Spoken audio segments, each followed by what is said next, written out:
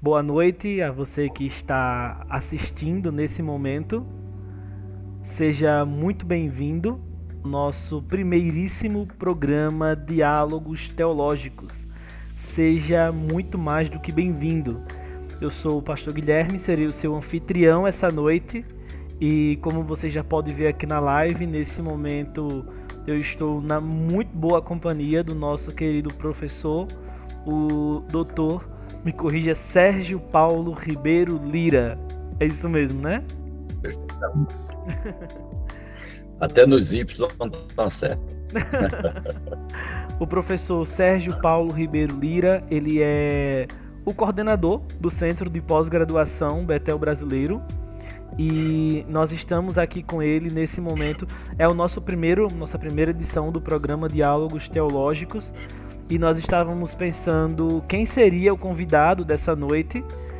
Estávamos refletindo sobre quem seria o convidado do primeiro programa. E aí a nossa equipe chegou à conclusão que ninguém melhor que o próprio professor Sérgio Lira para participar desse momento tão especial. Seria talvez o nome mais indicado.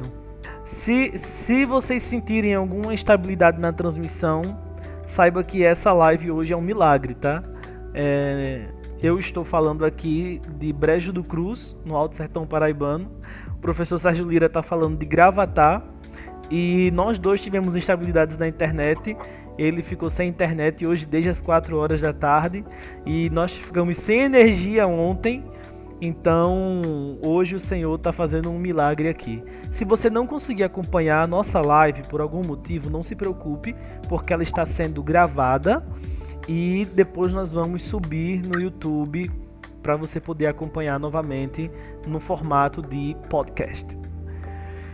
Então, vamos à frente aqui com o nosso momento. O professor Sérgio Lira, se você não o conhece, se você caiu aqui de paraquedas, ele é reverendo presbiteriano, ele é professor de muitas disciplinas do Centro de Pós-Graduação, mas em especial ele é o coordenador do Centro de Pós-Graduação Bethel Brasileiro, ele é doutor em ministérios e com todo o seu currículo, toda a sua experiência, tem também uma longa história de vida marcada por muitos milagres de Deus. E é sobre isso que nós vamos tentar conversar hoje um pouco, professor. Se nós pudermos, eu gostaria de começar fazendo uma pergunta muito simples. Como foi que o senhor começou nessa jornada? Como foi a sua experiência de conversão, de chamado? Boa noite a todos, né? Boa noite, Guilherme. E quando a gente fala de encontros teológicos, geralmente a gente está pensando em procedimentos, em credos, em posturas, em estruturas, e não consegue ver que esses encontros teológicos devem ser primeiro encontros com Deus, não é mesmo? Bom, eu sou filho de pastor, meu avô, por parte da minha mãe, era presbítero, né? E então eu venho de uma família já presbiteriana, fui criado dentro da igreja presbiteriana e vendo meu pai ministrando. Meu pai era um evangelista, mas era também trabalhava para manter-se e plantava igrejas, plantou várias igrejas, sendo autossustentável. E a gente viu essa proposta e foi através do acampamento Palavra da Vida, quando uma vez a gente foi motivado a tomar uma decisão para colocar a vida 100% nas mãos de Deus. Então, foi ali ao redor de uma fogueira que eu joguei meu graveto lá dentro, simbolizando que a minha vida deveria ser queimada para o louvor do Senhor. E a partir dali começou-se na minha estrutura de vida de jovem a elaborar essa ideia de como servir ao Senhor, e aí apareceu a vocação para o ministério pastoral, que a gente deveria se envolver com isso, embora que antes de entrar no ministério pastoral eu entrei na universidade, né? Cursei ciência da computação. Chegou a terminar? Cheguei a terminar, sim, sou analista de sistemas, né? Com A maiúsculo. E por um bom tempo a gente também seguiu assim os passos do meu pai, sendo autossustentável, e trabalhamos com a plantação de algumas igrejas. Depois, quando fomos para Cuiabá, Mato Grosso, ali nós passamos a ser um pastor de dedicação integral para o campo para o ministério. Então, essa foi uma caminhada assim muito breve, mas se eu for contar, né, eu fui ordenado ao pastorado em 1980. Então, nós estamos falando aí de 43 anos aí esse ano, dia 8 de dezembro, né, fez 43 anos só de ministério pastoral. Você pense aí, né, aí daí já não tem cabelo mais na cabeça, branco, a idade já vai mais do que já foi, né? Não, os cabelos mas eu caem depois você. dos primeiros 6 meses, é o que me disseram. Mas demora um pouquinho mais. E essa jornada, ela foi marcada por muitos desafios, não é, professor? Que o senhor teve que enfrentar. Antes de chegar nessa parte dos desafios, eu sei que a sua história é bem impactante, mas quem foram suas maiores influências naquele começo? E talvez de fato nessa jornada? Bom, a gente sempre tem modelos na vida, né? O mais perto de mim, sem dúvida nenhuma, foi o meu pai, mas um homem, um missionário norte-americano, que o nome dele é George Tice, ele me marcou muito de perto, porque nós começamos a trabalhar junto com a Palavra da Vida e trabalhamos 10 anos através dos acampamentos, dando todas as minhas férias com a Palavra da Vida. Depois que eu me formei, continuei lá ministrando cursos para a Palavra da Vida. E a minha proximidade com o George Tice foi muito boa, porque ele me ensinou algumas coisas importantes para a vida, do amor para com a Bíblia, da vida de santidade, de decorar as Escrituras, coisa que me marcou para o resto da vida. Ele dava para mim uns espécie de cartões pré-impressos, eu tinha que decorar toda vez que chegava um cartão novo. E todo final de ano, eram 10, 15, 20, 30, 50 cartões que nós tínhamos que decorar e depois prestar conta para ele, um por um, decorado. Então, isso foi muito bom para a minha vida. Tinha assunto, texto, assunto, texto, assunto, texto. Então, esse homem marcou a minha vida pelo tempo que ele se dedicou para o evangelho de jovens. Ele, sem dúvida nenhuma, foi um modelo que a gente olhou e, sem dúvida, me marcou, pelo menos para mim, pessoalmente. Eu diria que na minha jornada, ele foi a pessoa que mais me marcou na minha vida espiritual. Sabe por que eu tô rindo? O senhor falou aí sobre a questão de como ele lhe marcou na parte de decorar textos. E eu me lembro do meu primeiro dia no Seminário do Betel, na Semana Teológica em 2017. E foi o senhor que deu a palestra. Eu estava ali com meus 18 anos recém-completados e o senhor deu a palestra e citando textos assim, um após o outro, do Antigo e do Novo Testamento, dos profetas menores. E eu ali no primeiro dia, primeira vez naquele ambiente teológico, eu fiquei, meu Deus do céu. E depois eu ainda lhe procurei para conversar. Eu fui até o senhor estava do lado da sua esposa, e eu perguntei: professor, como o senhor decora tanto texto? Aí a sua esposa riu. Aí o senhor disse: repetição. Repetição. E realmente é isso assim, mesmo. É um legado que marcou. Depois daquilo eu fiquei repetindo textos, anotava assim na capa do caderno, ficava repetindo, na intenção de reproduzir aquilo que eu aprendi com o senhor ali também.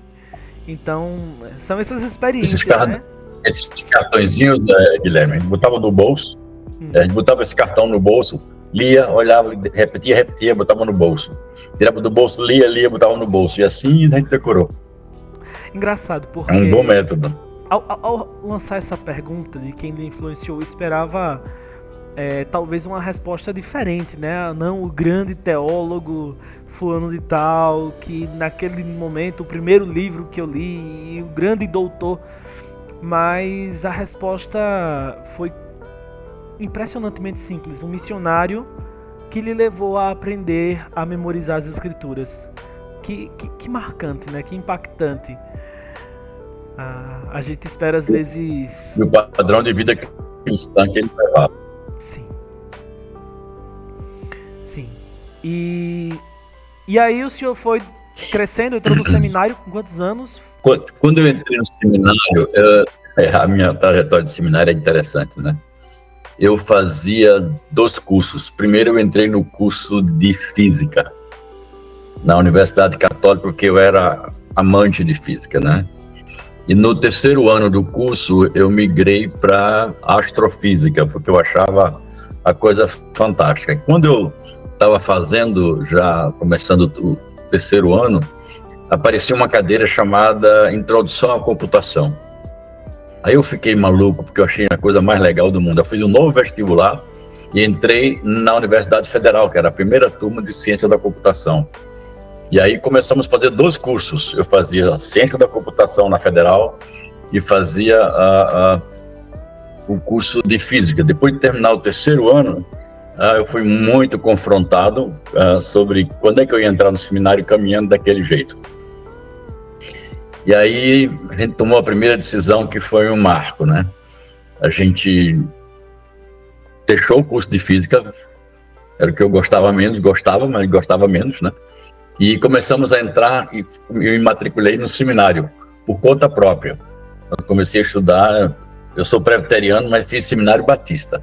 Eita! Era o único seminário aqui em Recife que só tinha curso à noite. Então, eu já trabalhava pela manhã, à tarde era a Universidade Federal, no curso de informática, e à noite no seminário. Essa era a minha rodada. De manhã, de tarde, de noite. De manhã, de tarde, de noite. Então, eu terminei primeiro o meu curso da universidade e ainda faltavam 2 anos para terminar o curso do seminário. Nesse intervalo, casei com uma mulher maravilhosa, uma serva de Deus, que diz que a mulher é 50%, mas a minha já é 70%. Pode ficar certo disso aí. E ela tem sido meu esteio, meu suporte, me ajuda, quem me entende, quem às vezes puxa a orelha. Mulher de Deus, sem dúvida nenhuma, sem dúvida nenhuma. Então essa foi a minha trajetória de teologia, de ter estudado dessa maneira e ter buscado a graça de Deus. E outro momento que foi decisivo para mim foi quando eu terminei o curso de informática. Então eu me formei em 78, e aí no começo de 79, o chefe do departamento de informática da Universidade Federal pediu para conversar comigo. Ele pediu para conversar comigo, e aí a gente foi até a Universidade Federal, e quando chegou lá, ele perguntou: Sérgio, nós estamos precisando de professores para a área de informática, e nós vimos que a sua desenvoltura, a sua fala é interessante. Nós queríamos oferecer para você uma bolsa para você fazer um mestrado e um doutorado no Canadá. Aí eu disse, deixa eu pensar um pouquinho. Fui para casa, cheguei para minha, na época nós éramos noivos. Filha, olha, isso, olha, recebi esse convite assim, a bolsa é isso, dá para a gente viver, tal, etc. Ela parou, olhou para mim e disse assim: amor, Deus te chamou para ser pastor ou professor? Meu amigo, aquilo ali foi muito forte na minha vida, foi muito forte. E naquele momento a gente orou e eu sabia que Deus tinha me chamado para o pastorado e que aquilo ali era um desvio. Eu não podia tomar a mesma atitude de Jonas, porque Nínive era uma coisa, Tarsis é um paraíso turístico, né? Era uma beleza, tudo que você gostaria em termos humanos. Mas Deus tinha outra proposta para mim. Eu dou graças a Deus porque Ele me ajudou a tomar a decisão certa. Amém. E aí entrou no seminário e largou os outros cursos? Não, quando eu entrei... Para entrar no seminário, eu larguei o curso de física, não o de informática. Só o de física, não é? Aí acabou não indo para o Canadá, mas terminou seu curso de teologia e depois... Como foi que o senhor chegou nesse doutorado em ministérios internacional? Entendo. É a pergunta. Você tem um tempo grande. Nesse intervalo, tem um acidente automobilístico lá em Cuiabá, quando nós estávamos há 5 anos pastoreando a igreja, né? E a minha vida mudou completamente daquele período para cá. Eu digo que foi um novo casamento, foi um novo ministério, foi uma nova maneira de viver a vida, né? É uma limitação muito forte de que o acidente provocou uma lesão medular na altura da vértebra C6, C7, e que me deixa com poucos movimentos, inclusive de dedos, né? A gente tem alternativas, mas eu não consigo mexer os dedos como qualquer pessoa. Uhum. Então, isso foi um desafio muito grande. Se eu digo a você, sem Cristo, eu não chegaria onde a gente chegou. E ainda passamos 7 anos desafio, depois. O senhor estava com 5 anos apenas de ministério pastoral? Em Mato Grosso, né? Em Mato Grosso. Eu estava com 8 anos de ministério pastoral. Eu tinha 32 anos de idade na época. E já tinha 3 filhos, né? Os 3 filhos já tinham nascido. Um mais velho tinha 7, o outro tinha 5 e o outro tinha 3. O caçula disse: papai, eu não lembro do senhor que não seja numa cadeira. Meu Deus. O mais velho ainda lembra, né? Mas o caçula não. Então, depois de 7 anos, a gente recebeu o convite para vir para Recife. E em 1996, a gente voltou para Recife, assumindo a Igreja Presbiteriana do Casa Caiada, a igreja que eu passei 26 anos como pastor. E recentemente fui até recebi o título de pastor emérito da igreja, né? Você pastor de lá até Papai do Céu me levar. Um privilégio. Então, a gente assumiu a igreja e a igreja tinha muitas dificuldades. A gente chamou um colega que era amigo meu desde adolescente. Digo: Cláudio, você não gostaria de trabalhar com a gente? Ele disse: sim, gostaria. Então, ele estava em São Paulo. Então, ele veio para Recife e começou a trabalhar comigo. Em 97, final de 97, ele chegou e disse: Sérgio, o Andrew Jumper está começando um curso de mestrado. E as cadeiras básicas, naquela época, o curso de mestrado do Andrew Jumper eram 14 disciplinas. Vai ter 6 disciplinas aqui e 8 em São Paulo. Eu queria que você fizesse comigo, ele disse, né? Eu disse: Clóvis, você tá maluco, cara? Eu vou pegar um negócio desse depois de 15 anos que eu saí do seminário, então me bota num negócio desse. Eu não vou fazer isso, não. Eu não vou fazer esse negócio, não. Ele pegou a ficha de inscrição, preencheu meus dados, preencheu tudo e mandou a matrícula para mim. Não! Depois que eu fui aceito, ele chegou e disse: olha, tu fosse aceito no mestrado comigo. Eu digo: mas rapaz, você é maluco, como é que você faz um negócio desse? Ele disse: Sérgio, o Andrew Jumper avisou, está dizendo agora que a igreja presbiteriana está pagando, você não vai gastar nada. Já que está assim, vamos fazer. Então eu comecei, foi aí que eu entrei no seminário, entrei no mestrado, né? Fizemos as 6 cadeiras aqui, ele não terminou as 6 cadeiras primárias, eu terminei. Depois fizemos umas 8 cadeiras, viajando com a minha esposa daqui para São Paulo, e fizemos as cadeiras lá. E aí terminamos o nosso mestrado.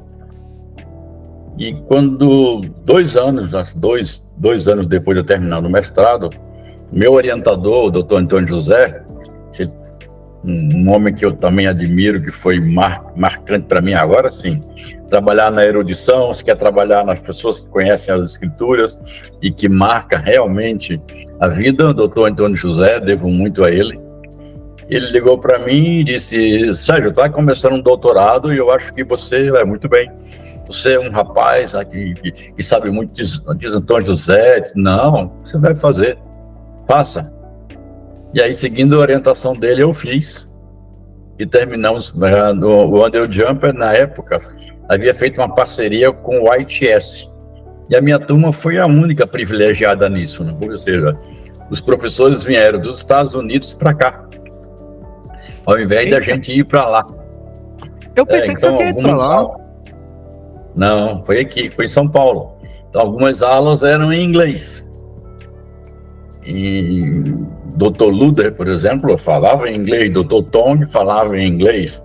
Outros falavam em inglês, TV, né? E as outras tinham tradução, outras não tinham, e foi assim que a gente fez o doutorado do ITS. Então essa foi a nossa caminhada. Tudo isso com todas as suas limitações físicas por decorrência do acidente.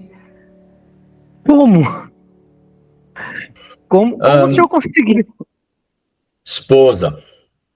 A minha esposa que pagava um preço alto de me levar pelas ruas de Mackenzie, levar pelas ruas para chegar na sala de aula do Under Jumper, e também colegas. Alguns colegas foram marcantes, como o Leonardo Sayun, que lá no colega de doutorado, como o Luiz Bueno, que nos ajudava, muitas vezes me pegava no apartamento, me levava para a escola.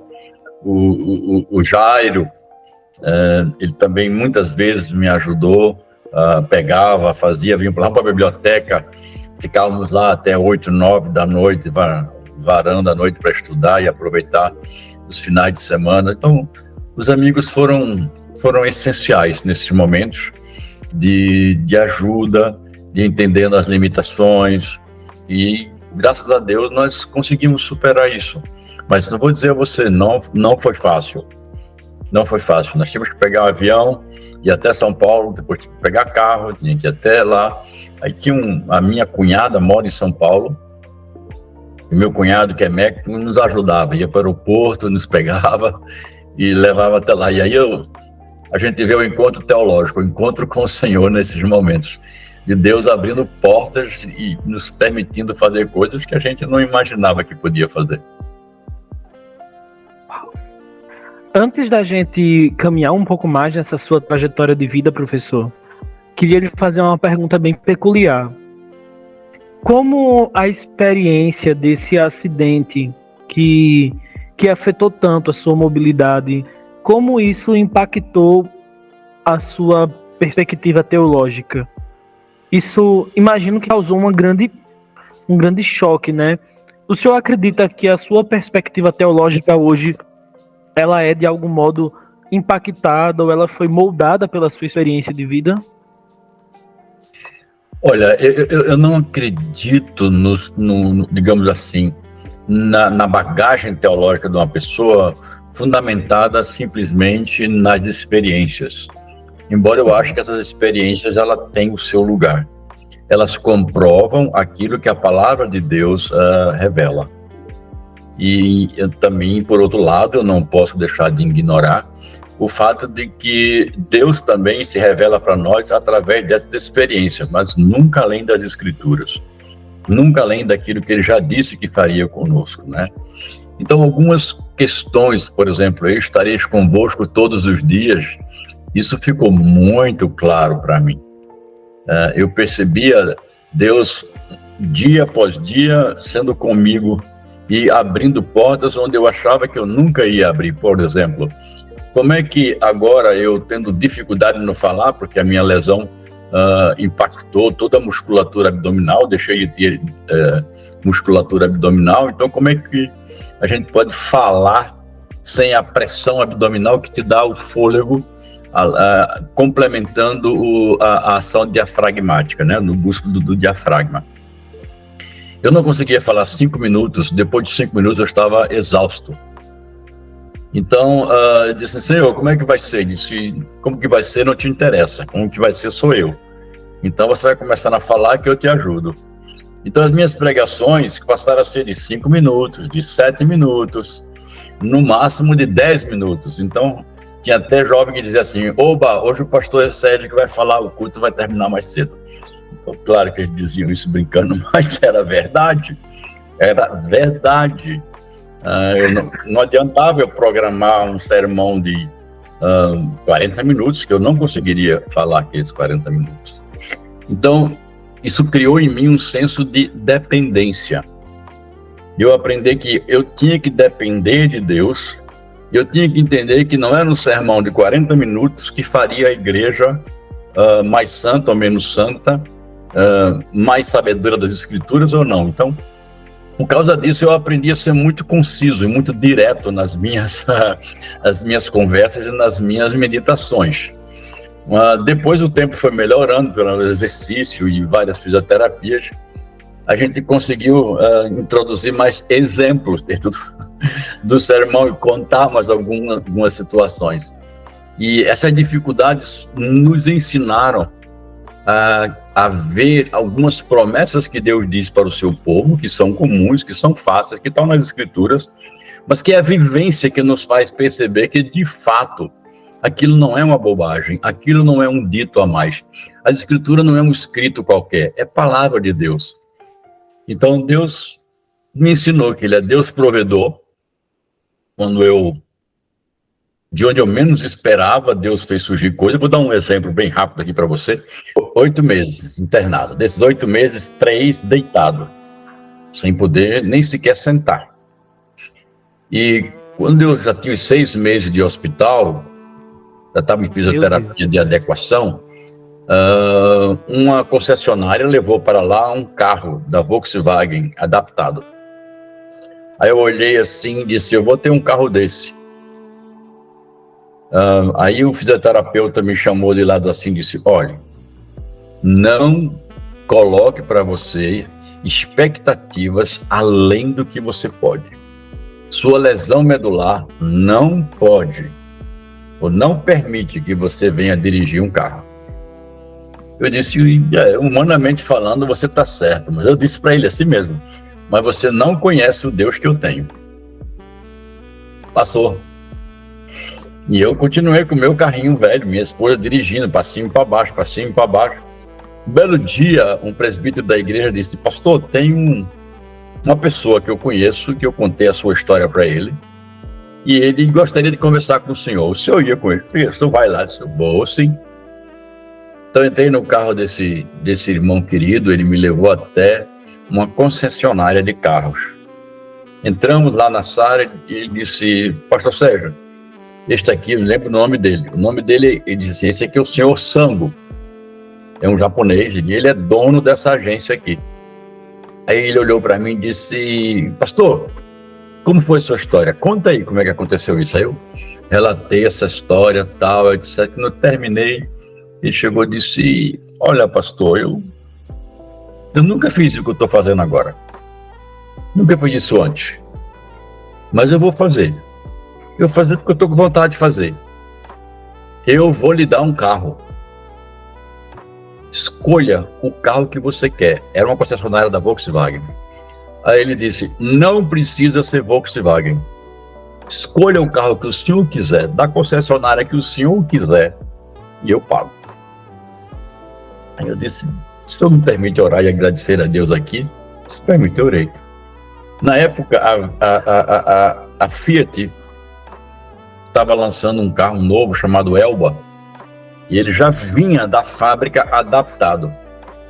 E eu vi a adaptação, era tudo que eu queria para mim, eu vi que eu conseguia mexer naquele tipo de adaptação.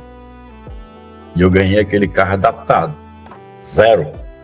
Nunca tive a oportunidade de ter um carro 0 na vida. Então, onde eu menos trabalhava, onde eu menos tinha recurso, onde eu mesmo conseguiria as coisas, Deus chegou e disse assim, toma, você, um carro novo, daria para você, toma.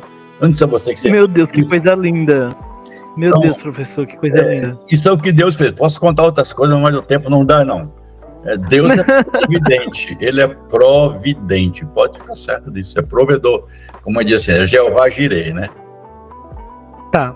O senhor compartilhou essa história de grande bênção e grande providência, mas houve algum momento nessa trajetória em que a sua fé ela foi particularmente testada, ou que o senhor sente que ela tremeu, mas que no final o Senhor lhe fortaleceu para continuar? Queridos, durante essa trajetória pós-acidente e tudo mais? Quem disser que não passou por dúvidas na vida, não está sendo honesto consigo mesmo. A gente passa por momentos difíceis. E o momento mais difícil que eu já passei, não tem muito tempo não. Foi no momento da pandemia. Uhum. Quando começou, eu Eu acho que fui um dos primeiros a pegar Covid, eu. Eu já senti falta de ar, eu estava no acampamento, eu comecei a sentir aquele negócio, digo, filha, não estou bem, vamos para casa. Vamos para casa, já cheguei com aerolim, tomando coisa, e aquela falta, e eu fiquei mal por um bom tempo, se não me engano, umas 2 semanas. Mais ou menos o tempo que dava essa brincadeira. Foi quando surgiu o Fique em Casa. Então eu disse para mim mesmo, oba, eu tenho esboçado 2 livros. Com esse negócio de ficar em casa, mas eu vou escrever, vai ficar os 2 livros prontinhos.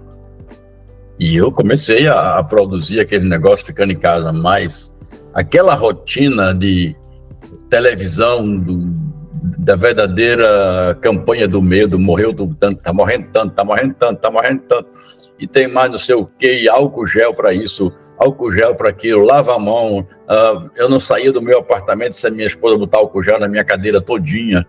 Então, aquilo criou uma estrutura de que eu comecei a pensar da seguinte forma, a morte está batendo na minha porta. Até aí tudo bem, porque todo mundo pensou na possibilidade de que um dia o Senhor vai nos levar, né? Mas essa questão de ficar sem ver, só eu e minha esposa o tempo todo dentro de casa, isso causou em mim uma estrutura, e depois a própria médica me disse que a Covid dá o desequilíbrio dos neurotransmissores. E eu fui privilegiado com esse desequilíbrio neurotransmissor. Bom, isso é um outro nome bonito que as pessoas têm vergonha de dizer, mas eu não tenho. É um nome bonito para falar de depressão, para falar de angústia, para falar de sentimento dentro de você mesmo que você não consegue entender e perguntar quem eu sou, o que é que está acontecendo comigo, por que é que eu estou sentindo o que eu estou sentindo, por que é que eu estou duvidando daquilo que era induvidável. Então, a única coisa que ficou segura dentro de mim é que a palavra de Deus era a verdade. Então eu sabia que eu tinha que ouvir a palavra de Deus, gostando ou não gostando. Eu sabia que eu tinha que cantar louvores com a minha esposa, mesmo tendo o coração arrebentado. A gente fazia isso. E eu chorava com ela, naquele momento de botar um hino para cantar, e eu cantar junto com o hino e estar engolindo seco naquele cântico de coisas que eu cantava sem sentir. Então, esse momento é o que a gente ficou sustentado por uma coisa só: fé. Então fica o que você acredita em contraponto ao que você sente. E isso entra em crise com você. E é isso aqui que segura você. É a fé. E vinha na minha mente, eu creio que o Espírito de Deus trabalhou vários versículos, que vinha na minha mente, não me veio tentação que não fosse humana, mas Deus é fiel e justo, não permitirá que vocês sejam tentados além do que você possa suportar, mas juntamente da provação, vos dará livramento de forma que possais suportar. Então, o que eu estou passando é difícil, é dor, é dolorido, mas dá para passar. Vai passar. Vai mudar. Vai ajudar. Vai mudar. Eu digo, eu tive ajuda externa, sim, eu tive ajuda de uma médica crente, uma pneumo, que detectou também que eu tinha apneia do sono. Aí eu tive que adaptar para dormir com o aparelho no pé do nariz. E eu tinha cerca de 30 apneias, 30 em hora de sono. Imagina, já era considerada apneia média. Eu já não estava conseguindo dormir direito, então tive que me adaptar com aquele negócio. E tudo isso, nesse período, a minha esposa perdeu a mãe. A mãe morreu de Covid. E como é que eu estou agora? Como é que eu vou ajudar a minha esposa? Como é que eu vou ajudar os membros da minha igreja que estão passando por situações parecidas com a minha? Então, eu tive que fazer, como um nordestino diz, das tripas coração, mas o melhor termo é, eu tive que fazer por fé e não porque você está sentindo, não pelo que você está vendo. Então, a gente começou a fazer daquilo que realmente a gente podia, a gente fez, e com a graça de Deus nós superamos. Então, hoje eu olho para trás e um dos versículos que me vinha na época é que a Bíblia diz assim, o salmista diz, foi-me bom ter passado por várias aflições. E no momento da aflição, esse versículo vinha para minha cabeça, que ele me falava do aspecto positivo. Vai chegar o momento em que eu vou olhar para trás, eu vou ver toda essa angústia que eu passei e eu vou poder dizer, foi-me bom ter passado por aquilo. O exemplo chegou, a hora chegou, eu estou aqui falando para você, foi-me bom ter passado por aquele momento e ver e a fé te segura. Essas três coisas ficam: a fé, a esperança e o amor. Isso segura você. O amor de Deus segura você, a esperança em Cristo segura você, a sua fé em Cristo também segura você. Esse também foi o maior desafio que eu tive que passar em termos de crise na vida espiritual.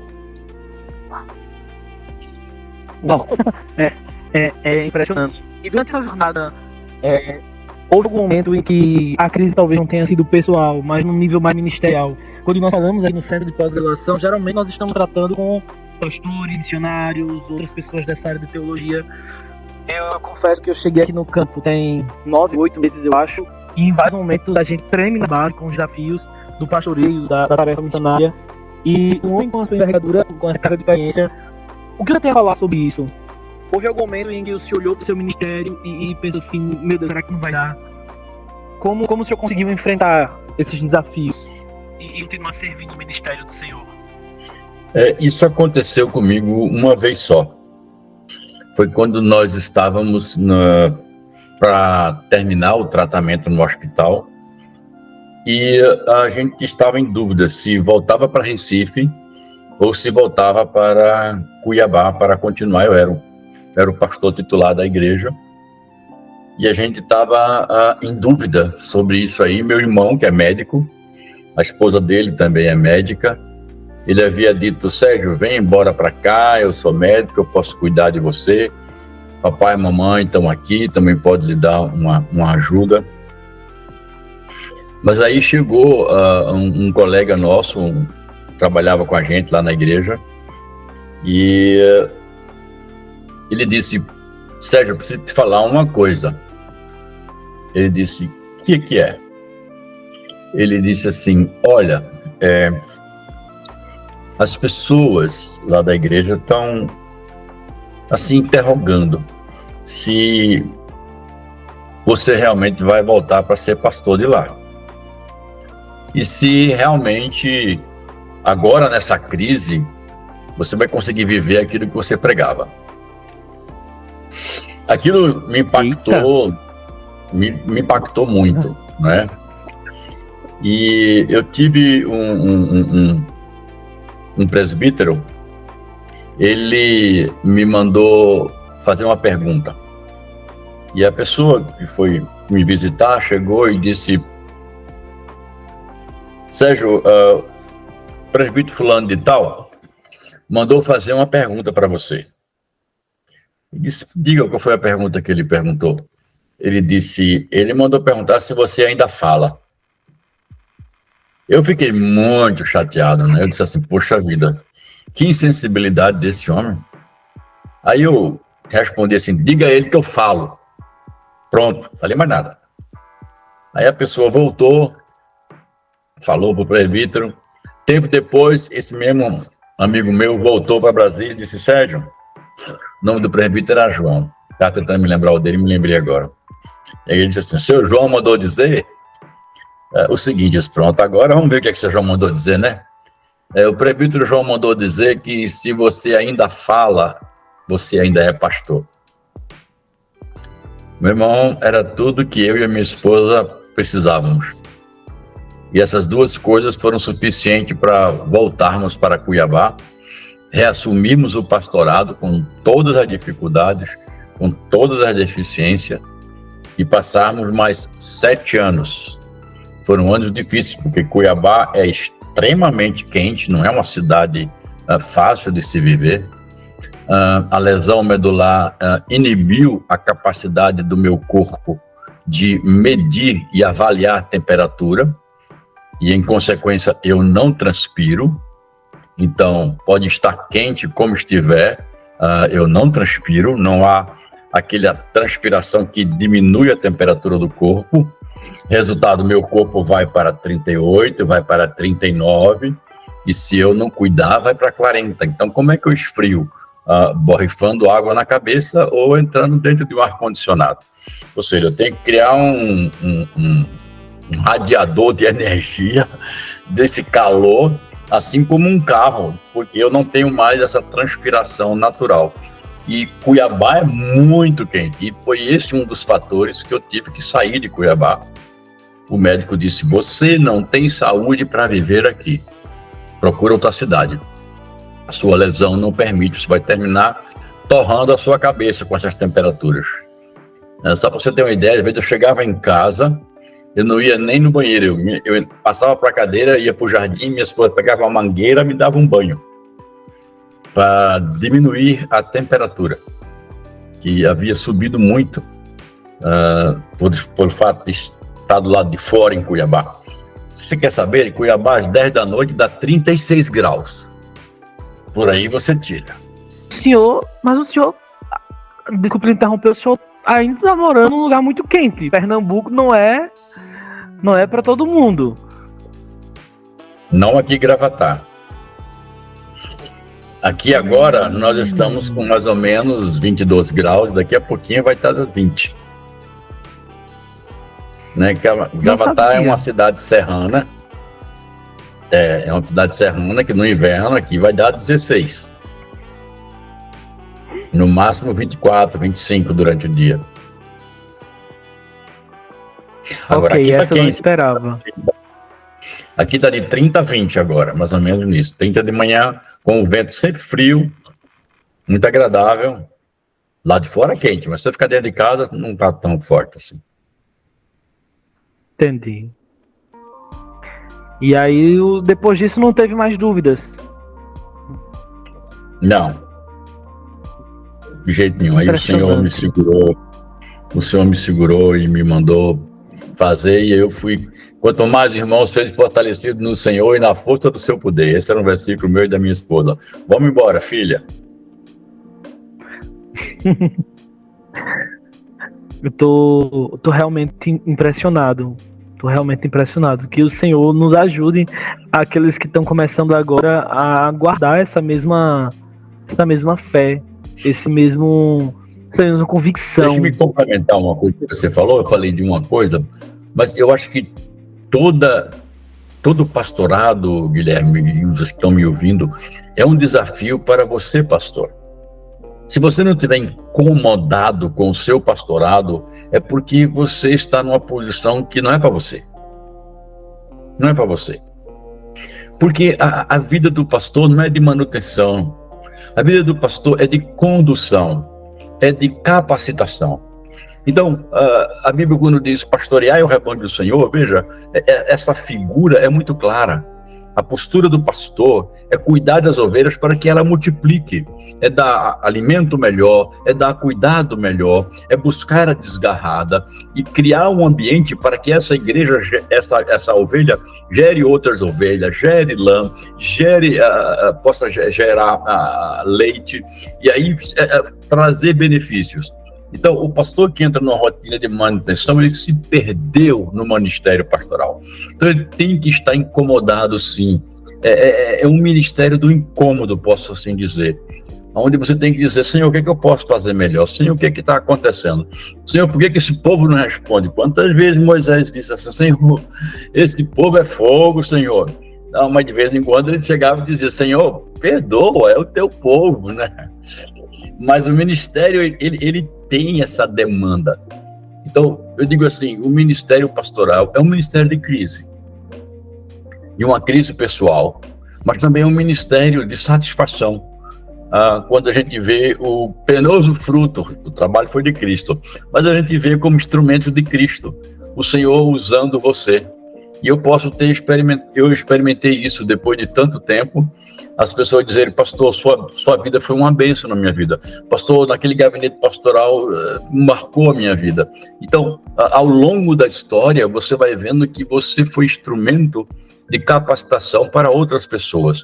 Mas, em primeiro lugar, você tem que entender que o teu serviço é em função do outro, não do teu conforto. Por isso que eu digo que é um ministério do desconforto. É um ministério de crise. É um ministério de crise, realmente. Como eu posso fazer essas pessoas progredirem mais? Como eu posso fazer essas pessoas se tornarem missionárias perto, longe ou muito longe? Como eu faço essas pessoas serem mais santas? Por que o meu povo não responde às minhas pregações? Eu tenho que sempre estar perguntando essas coisas.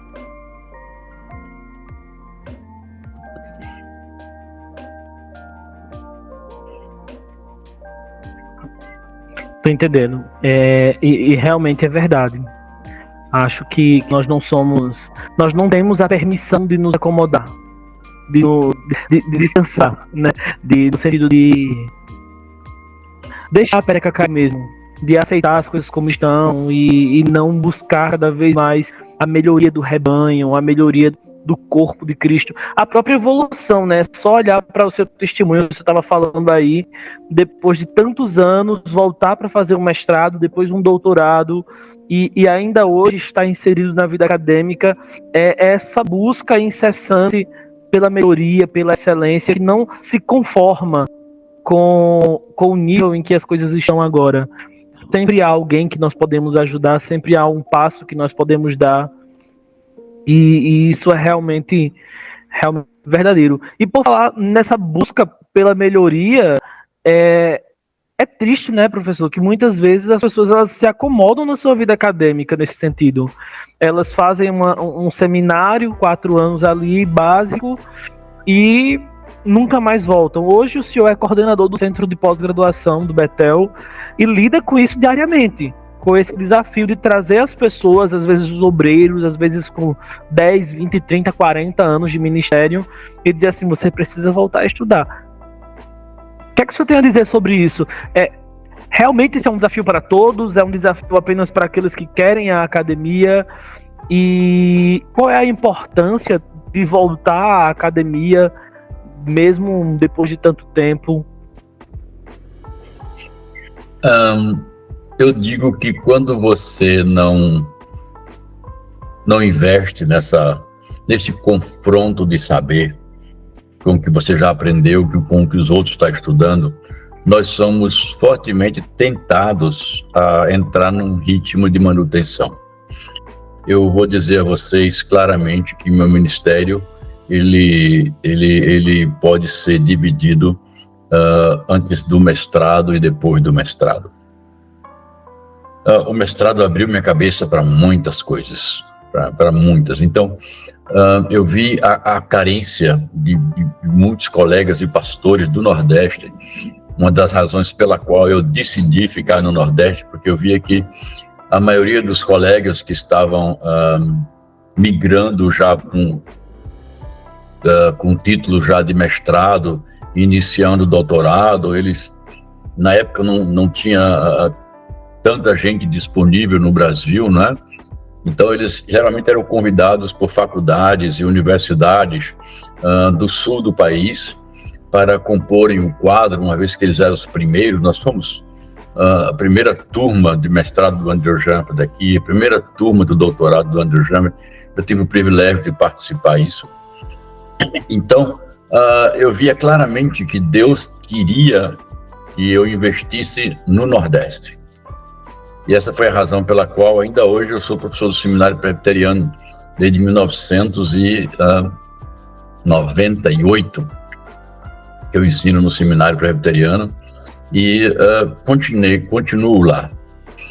Então, eu dou graças a Deus por essa percepção e por aquele colega que fez a minha inscrição a contragosto.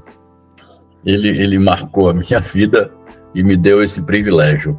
Agora, no Bethel brasileiro, nós buscamos sempre, na estrutura desta busca por mais, com dois pilares muito seguros.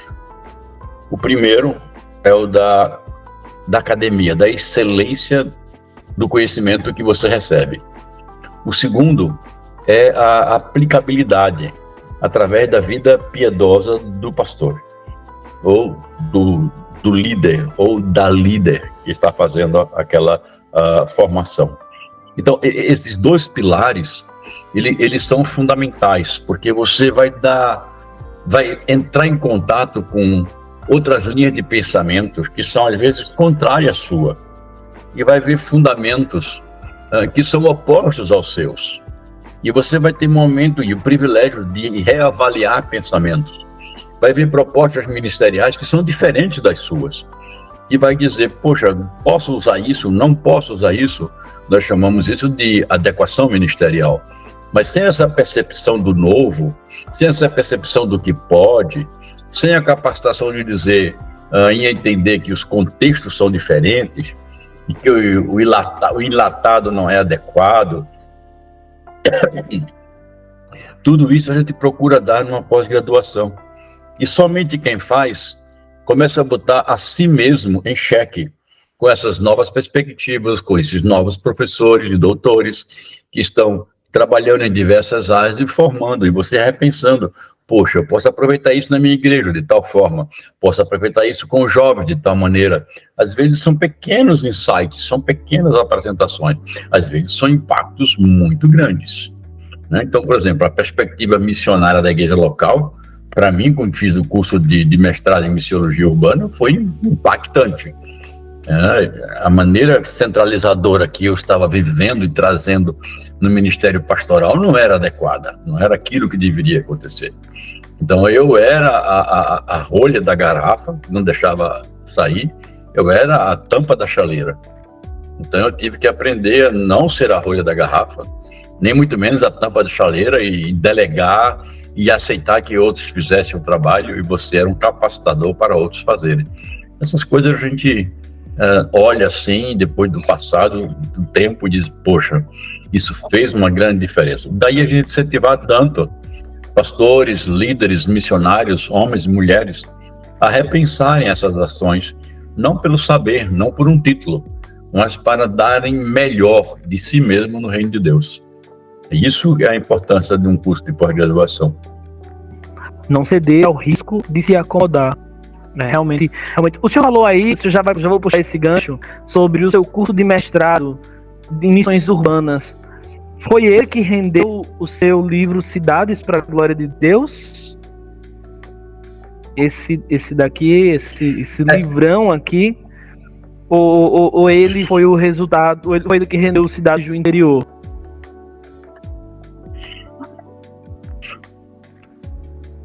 São dois livros, né? De momentos diferentes, Guilherme. Quando eu terminei o mestrado, antes de terminar o mestrado, quando estávamos fazendo as cadeiras específicas, tive uma cadeira com o Ricardo Agreste. Ele havia feito o mestrado em missiologia urbana nos Estados Unidos e foi dar a disciplina lá. E eu achei aquilo fantástico, olhar a igreja da cidade e as implicações dessa estrutura da cidade, crescimento da igreja, o impacto da igreja na cidade, etc. E aí eu fui procurar literatura em português disso aí. Não tinha 2, 3, 4 livros em português. E entramos na biblioteca do Mackenzie, nós encontramos dezenas de livros conectados com Urban Mission, né? Um monte de livro em inglês dentro dessa área. E aí eu procurei o Dr. Antônio José e disse, Dr. Antônio, eu quero fazer a minha dissertação em cima de missão urbana. Ele disse, excelente, vá, é um bom assunto, pode escolher. Também quem me incentivou a entrar nessa área foi o Dr. Timóteo Carriquer, que foi nosso professor de crescimento de igreja, a doutrina de crescimento de igreja. E ele me incentivou também, disse, Sérgio, vá em frente, faça. E nós pegamos o material, então, a partir dali, daquele instante, eu passei a fazer as monografias que o curso pedia, como se fossem capítulos de um livro. Então, foi assim que eu, quando fiz História da Igreja, e aí eu disse, professor, deixa eu escrever sobre Genebra, sobre o impacto urbano de João Calvino em Genebra. Eu falei, deixa eu escrever. Ele disse, escreva. Isso foi um capítulo desse livro que você viu aí, Lições de Missão Urbana em Genebra. Isso foi uma monografia que a gente fez no curso de mestrado, e assim a gente pegou outras lá que saiu juntando e colocamos isso dentro de um esboço. E aí nós tínhamos um esboço, mas não tínhamos como imprimir. Quem era Sérgio Lira? Ninguém nem sabia quem eu era, o que eu tinha feito e tal. E aí uma pessoa da Visão Mundial soube que eu tinha um rabisco o reverendo Silvandro Fonseca, também professor aí do nosso seminário lá em Betel, do Betel Brasileiro, né? Hoje ele é mestre. E aí ele chegou para mim e disse: Sérgio, acho que a visão mundial, as porra dele trabalhando na visão mundial, a visão mundial acho que vai imprimir teu livro. Manda uma cópia para mim. Eu mandei uma cópia, ele entregou para o coordenador, que era chamado Serguei. Ele olhou o material e disse: excelente, nós vamos publicar.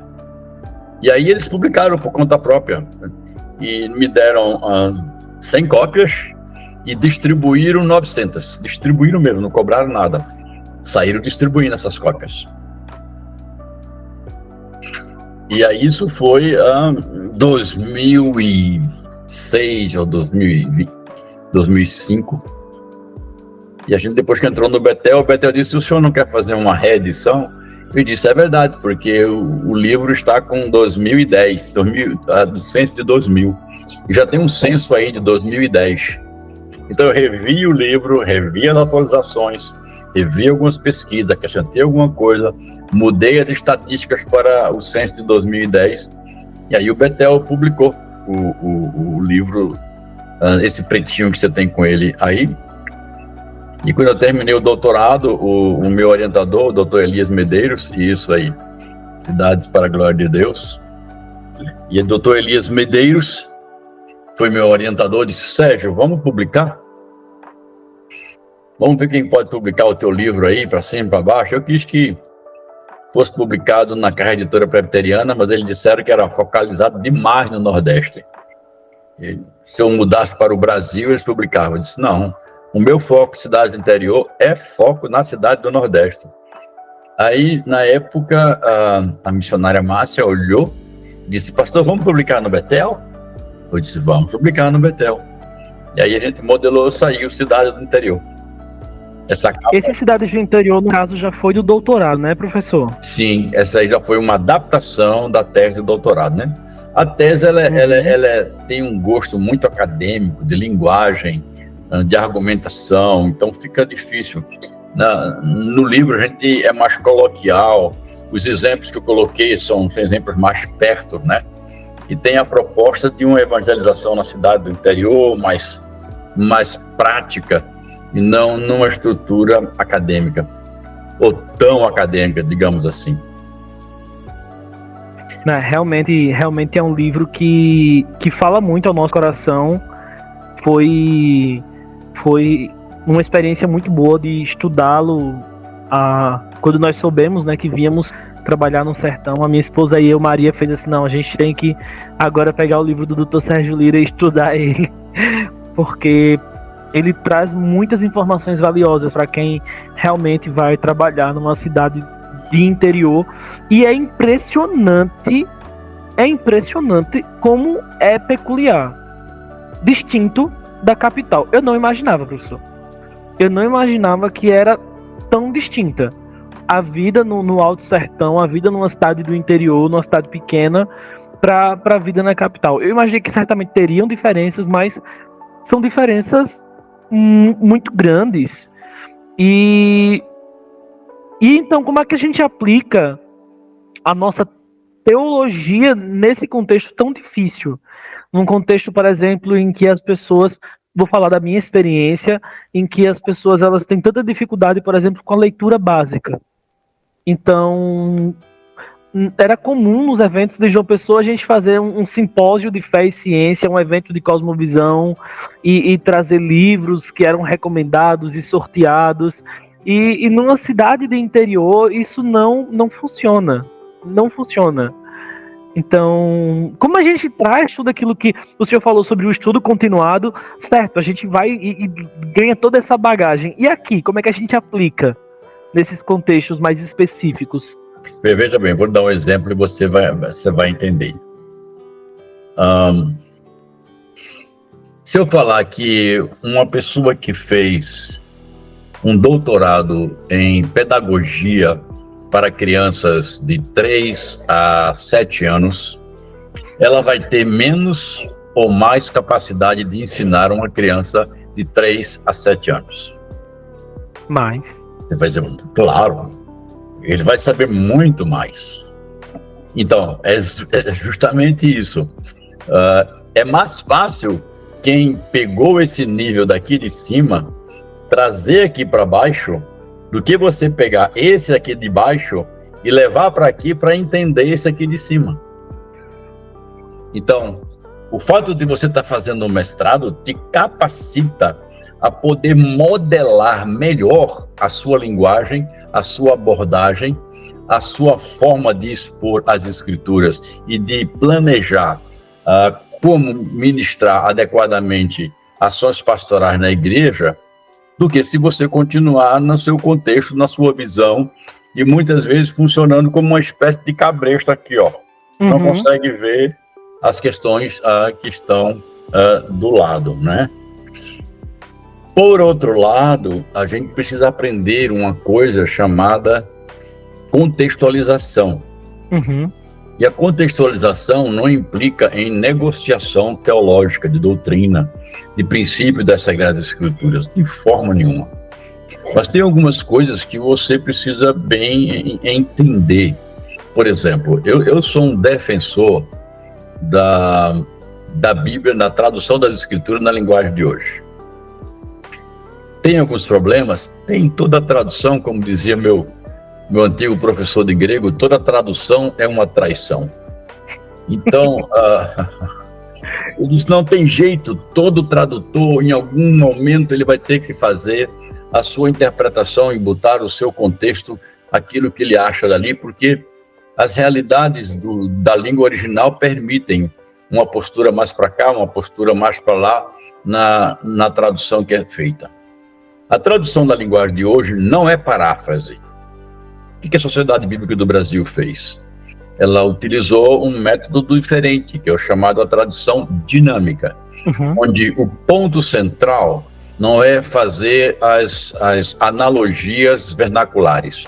O que é isso? Estou falando grego agora? Não, deixa eu explicar para você. A maioria das traduções fazem a equiparação de vocábulos.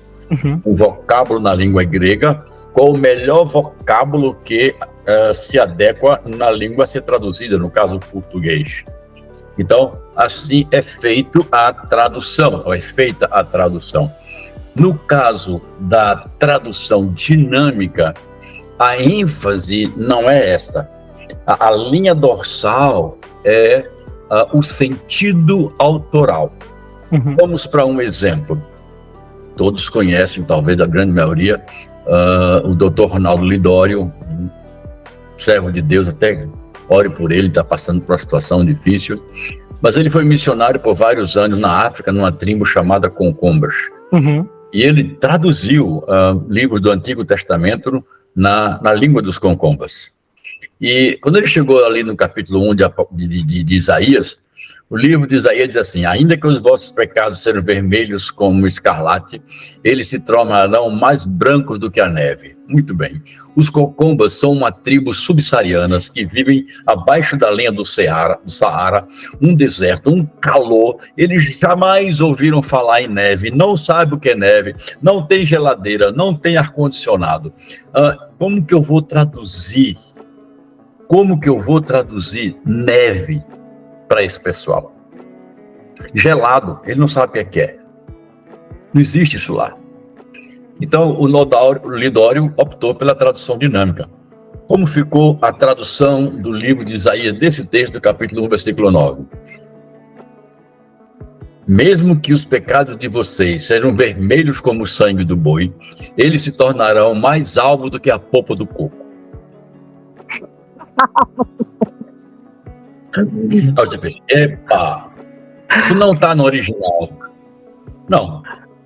Palavra por palavra não está. Agora me diga, em que a proposta e a intenção do autor chamado Jeremias ou Isaías foi maculada? Nada. Nada. O que ele queria mostrar para o povo judeu foi o que Lidório ensinou e mostrou para o povo Concombas. É isso que nós chamamos de tradução dinâmica. Alguns pastores se sentem profundamente incomodados. Entretanto, quando eles vão ler a Bíblia e que fala, e tinha 26 estádios, e mediram e tinha não sei quantos côvados. Curvados. E o seu peso era de um éfa. E a sua forma era de um in. Você sabe o que eu estou falando? As unidades de medida eram muito diferentes. Tem que fazer Tudo lá, a aplicação. E alguns são transliterados. Então você não sabe nem o que é. A linguagem de hoje traduziu isso em metros, traduziu isso em peso e traduziu isso em volume. Então, foi dessa forma que você começa a língua a ser mais entendida pelo povo. Então, a linguagem de hoje é uma tradução de 3.000 vocábulos. É a quantidade de palavras que um universitário tem quando termina o seu curso universitário, a média. Você sabe quantos vocábulos diferentes tem a revista atualizada? 10.000. Ou seja, é um português aqui, ó, lá em cima. Pedi e dá-se-vos-á. Buscai e acharei. Batei e abri-se-vos-á. Gente, o que é isso? Então, você vai para o livro de Jeremias e diz assim, e Deus disse, por que chasqueaste de mim? E por que balanças a cabeça como um jeco? Me traduza para mim isso. Tá na ara. Chasquear é rir de forma jocosa e jeco é lagartixa. Um caso muito comum que a gente sempre vê nas aulas é o caso dos entranháveis amor, né, que Paulo usa muito, que os gregos achavam que o foco dos sentimentos era no estômago, então ele fala dos entranháveis amor, do intestino. Então ele vai essa tradução. É uma tradução de interpretação isso aí. Então, se traduz para do coração é melhor. Visceral. Né? O literal seria sentimento visceral. Então, no que se traduz para um amor do fundo do coração é mais entendível para a comunidade. Exatamente. Então, eu digo, você tem que fazer essa tradução para a sua comunidade local. Agora, você como pastor, que estudou muito, estudou teologia, usa a ARA, usa outras versões brasileiras, usa diversas outras versões que você pode fazer comparações. Você, como pastor, deve fazer comparações. Deve até buscar um pouco da língua original. Hoje nós temos excelentes instrumentos de ajuda para quem não fala grego, quem não lê grego. Tem muitos instrumentos aí que são gratuitos, está disponível na net, como o Sword, por exemplo. Tem lá o grego, já diz a tradução, já diz a aplicação, já diz o que significa. Você tem uma ferramenta muito grande hoje. Hoje a gente pode fazer muita coisa sem ler mesmo, sem ter que ter o conhecimento das línguas originais. Então eu diria, ainda sobre a essa necessidade de adequação. Uhum. Ainda sobre a cidade do interior, professor, antes da gente passar aqui para os pontos finais da nossa conversa, eu já vou aproveitar para tirar uma dúvida aqui do próprio desafio que a gente está enfrentando e outros colegas que também estão nesse contexto. O senhor acredita que a perseguição religiosa que houve no século passado por parte de figuras como Frei Damião e outros são uma explicação para a animosidade que existe ainda hoje entre evangélicos e católicos na cidade do interior, nas cidades mais afastadas da Paraíba, de Pernambuco? Eu me lembro que nós estávamos em um projeto missionário, acho que foi em Custódia, aí em Pernambuco, e ao bater numa porta, a gente foi recebido por um camarada com um facão enorme, dizendo, não venha falar da lei dos crentes aqui não. E os meninos saíram correndo. Quando a gente esteve, por exemplo, na cidade de Juazeirinho, o padre distribuiu adesivos para que fossem colocados nas portas das casas, para que aquela, tipo assim, eu sou católico, não bata nessa porta, coisas desse tipo. Aqui na própria cidade onde a gente está, os evangélicos e os católicos estão sempre nesse clima de tensão e não se cumprimentam na rua, muitas vezes. Então, de onde vem essa animosidade? Será que ainda é fruto dessas perseguições do século passado? Nesse mesmo livro que você está falando aí, eu apresento o que eu chamo de quadrilátero do interior. Vou só falar dos 3 primeiros, assim, citando, sem entrar na questão. Eu digo que toda cidade do interior tem a rua, que é fundamental, que acontece. A rua não é só passagem, é um ato de sociabilidade. A feira é um ato econômico, talvez o que tem de mais importante na cidade do interior em termos de troca e obtenção de renda é a feira. A praça da cidade do interior tem um peso bem diferente das outras, porque ele não tem shopping, não tem cinema, não tem um monte de coisa. Então a praça se torna aquele fator de agregação social. E o último, que é o que você está colocando, é o que eu chamo da matriz. Essa matriz é essa herança católica romana. De fato, o Brasil, ele, por 300 anos, ele foi exclusivamente católico. E isso era fruto do padroado, ou seja, da ligação estreita entre igreja e Estado. O Estado protegia a igreja abençoava o Estado. Então, havia 2 países paladinos disso, que era Espanha, Portugal. E o Papa chegou imaginem, ele dividiu o mundo no meio e disse: daqui para cá é Espanha, daqui para cá é Portugal. Como se ele fosse dono do mundo, né? E é por isso que toda a parte oeste da América do Norte é da Espanha. E toda a parte leste da América é Brasil, é português. Então, os bandeirantes centrais tiraram muita coisa dos espanhóis, né? Mas o fato é outro. Então, por 300 anos, a Igreja Católica Romana não permitia nenhum tipo de culto que não fosse o católico romano, do jeito dele, com as rezas dele, com as credos dele, com os batismos dele, com a liturgia dele, com o clero, mandando e desmandando. Então, não tinha navio português e navio espanhol onde não existia ou não ia dentro dele 1, 2, 3, às vezes mais padres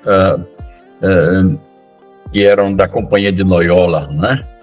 Então, os de Loyola não, que eram dos jesuítas.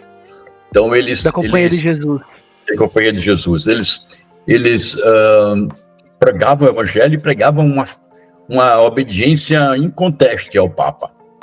E isso foi muito forte no Brasil. Então se criou uma matriz católica contrária a isso. Em 1810, Dom VI vem para o Brasil e declara o país aberto para as nações amigas. E uma delas, a Inglaterra. Mas a Inglaterra não estava ligado ao papado. Era considerado protestante.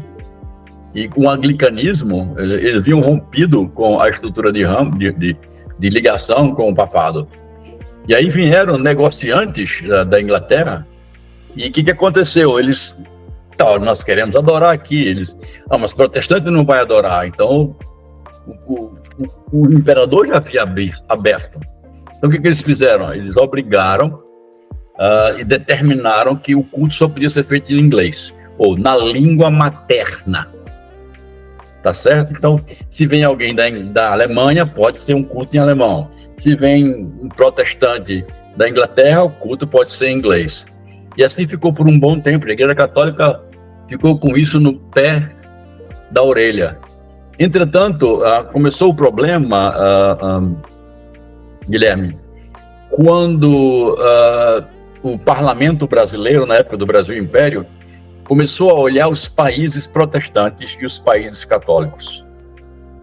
E eles começaram a ver que os países protestantes eram muito mais bem-sucedidos nos seus negócios, nas suas ações, nos seus comércios, nas suas relações internas. O progresso era 1000 vezes maior, inclusive nos Estados Unidos, do que os países católicos. Então eles disseram, a gente tem que importar protestante para o Brasil. Essa Igreja Católica passou 300 anos aqui e não fez nada. E aí se criou sim uma animosidade muito grande, não é? E havia aqueles pró-protestantes e aqueles parlamentares contra-protestantes. Houve esse vínculo. E essa história é longa, não posso detalhar todos os detalhes, né? Começou a vir pessoas da Ilha da Madeira para o Brasil. E eles eram protestantes. Mas eu pergunto, qual é a língua da Ilha da Madeira? Português. Aí Kelly, que era advogado, entrou com um processo. Nós queremos culto na língua original desses estrangeiros da Ilha da Madeira. Qual era a língua deles? Português. Então, pela primeira vez no Brasil, culto protestante em português. Isso levou a Igreja Católica agora para olhar protestante aqui. Aí começou sim uma perseguição contra protestante. Seita, são perigosos.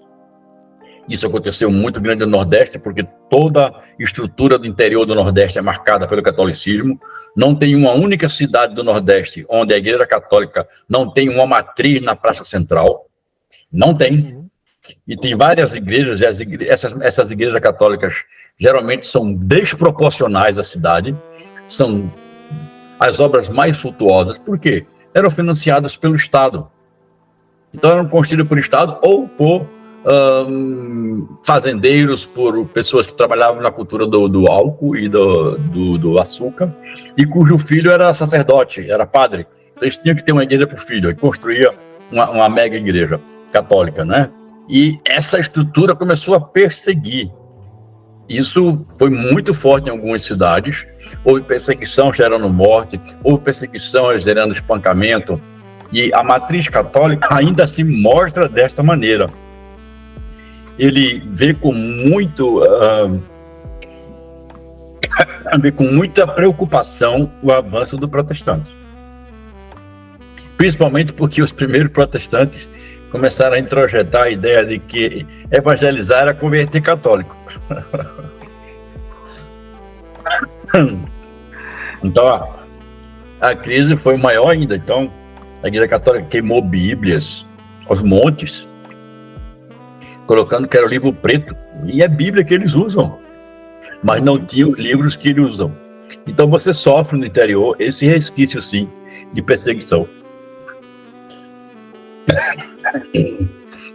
Para a gente terminar, professor, que já me cobraram aqui da hora, eu queria lhe fazer duas perguntas que são simples, mas eu acho que são perguntas que a gente pode levar também para os próximos professores que vão passar por aqui, se Deus permitir. A primeira pergunta é: que conselho o senhor daria para os estudantes nesse momento, os estudantes de teologia? Porque a nossa intenção aqui no Diálogos é tentar entrevistar professores, e principalmente professores da casa. Que conselho o senhor, como professor e coordenador, daria para os estudantes da casa? Eu diria para você que vá além do seu limite. Os alunos de teologia, seja de graduação, seja de pós-graduação, eles têm que quebrar de imediato essa mentalidade de aluno secundarista, de quando o professor pede um pouquinho mais, ele faz: ai, professor, é muito. O que eu mais sei hoje na minha cabeça são dos professores que mais cobraram de mim. Os ensinamentos que mais estão vivos ainda na minha memória são aqueles ensinamentos que os professores fizeram altas exigências para a gente cumprir. Então, não veja os professores como alguém que está contra você. Então, sugue o máximo. E se ele mandar ler um livro e sugerir o outro, leia os dois. Vá além. Ultrapasse os seus limites. A palavra é justamente essa daí.